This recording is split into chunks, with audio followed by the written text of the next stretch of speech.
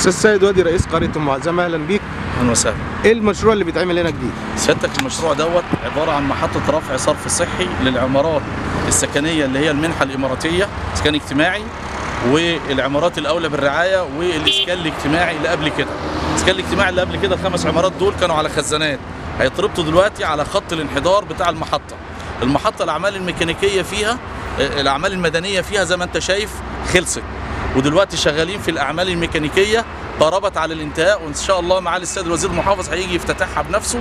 علشان كده دي اول محطه رفع صرف صحي هيتم الانتهاء فيها، وبعد كده هنروح على محطه ثانيه دي في قريه ام معزام. بعد كده هنروح على محطه ثانيه اللي هي محطه عرب ابو قاسم هنشوفها. الحاجه الثانيه انت شايف دلوقتي عرب ابو قاسم دي تبع برضه القريه، تابع من توابع قريه ام معزام.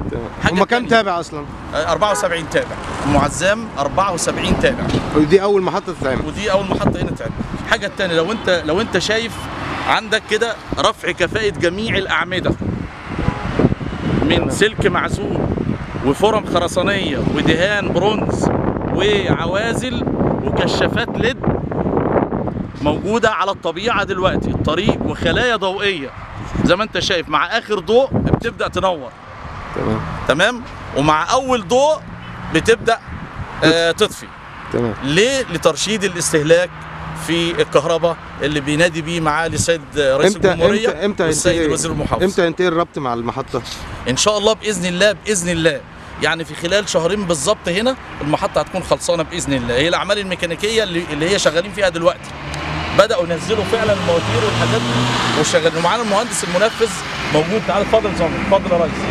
معانا المهندس المنفذ اللي موجود اهو على الطبيعه هيقول لك بالظبط. تعالى يا زمر، اتفضل يا خالد. هيقول لك بالظبط اللي باقي من الشغل ايه، لان ده الشركه المنفذه اللي بتنفذ الشغل دلوقتي عندنا في المعزم. اتفضل يا خالد، اتفضل يا باشا. ايه اللي باقي بالظبط بالنسبه لمحطه الرفع عندك هنا علشان خاطر السلام عليكم ورحمه الله وبركاته نطمن اهالينا في قريه ام معزام هنا باللي تم دلوقتي؟ شويه تركيبات ميكانيكيه بس. تركيبات يعني في غضون قد ايه كده هتتم التركيبات دي؟ يعني ان شاء الله خلال شهر ممكن تكون كل حاجه ان شاء الله. يعني ان شاء الله في خلال شهر كده بنوعد اهالي ام معزام ومعالي السيد الوزير المحافظ ومكتب متابعه معالي السيد الوزير المحافظ ان المحطه هتفتتح باذن الله. يعني ان شاء الله كلها تسهيل والله، لكن احنا بنشتغل على القدم والساق. يعني خط الطرد خلصان خلص ما لسه وخطوط الانحدار وربطت على البياره وكله تمام. كله تمام. طب الحمد لله. شكرا. الحمد لله. شكرا. شكرا يا باشا.